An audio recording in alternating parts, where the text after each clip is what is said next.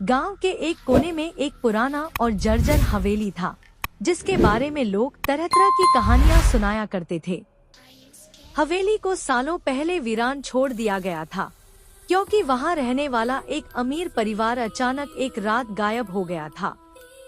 लोग कहते थे कि उस हवेली में आत्माएं रहती हैं। कोई भी रात को उधर से गुजरने की हिम्मत नहीं करता था।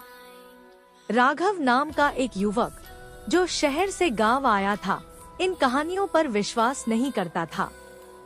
उसे हमेशा से भूत प्रेत की कहानियों पर हंसी आती थी।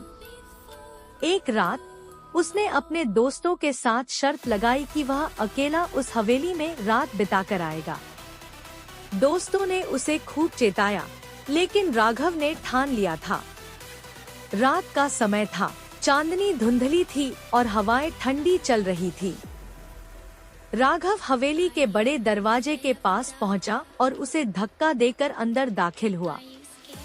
हवेली के अंदर का माहौल अजीब और सन्नाटे से भरा था।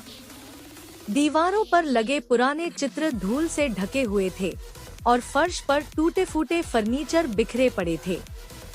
जैसे ही राघव ने एक कमरे की ओर कदम बढ़ाया, उसे लगा कि कोई उसके पीछे चल रहा है।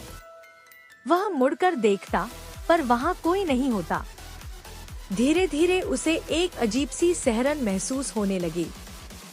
हवेली के अंदर हल्की सी आवाजें गूंज रही थी, जैसे कोई फुसफुसा रहा हो। राघव ने खुद को संभाला और आगे बढ़ा।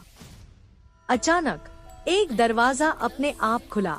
राघव ने सोचा कि ये हवा का असर होगा और उसने उस कमरे में कदम रखा। कमरा अंधेरे में डूबा हुआ था और दीवार पर एक पुराना शीशा लगा था। जैसे ही राघव ने उस शीशे में देखा, उसकी सांसें रुक गईं। उसने देखा कि उसकी परछाई के बगल में एक और परछाई थी, लेकिन वहां कोई और नहीं था। राघव के दिल की धड़कन तेज हो गई। उसने तुरंत वहां से निकलने का मन बनाया, लेकिन जैसे ही उसने दरवाजे की ओर कदम बढ़ाया, दरवाजा खुद ब खुद बंद हो गया। कमरे का तापमान अचानक गिर गया और उसे महसूस हुआ कि कोई उसके बेहद करीब खड़ा है। राघव ने घबराकर पीछे देखा और उसने देखा एक औरत सफेद साड़ी में उसके ठीक सामने खड़ी थी। उसकी आंखें लाल थीं और चेहरा बेजान। राघव चीखना चाहता था, पर उसकी आवाज जैसे गले में फंस गई।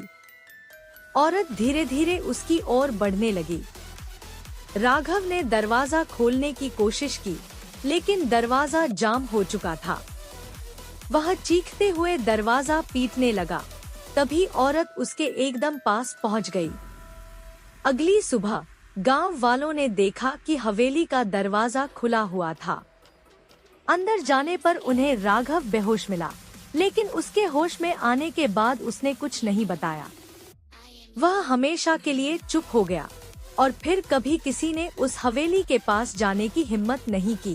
कहते हैं, उस रात राघव ने जो देखा वह इंसान की समझ से परे था। और वह औरत, शायद वह अभी भी उस हवेली में भटक रही है, किसी और की प्रतीक्षा करती हुई।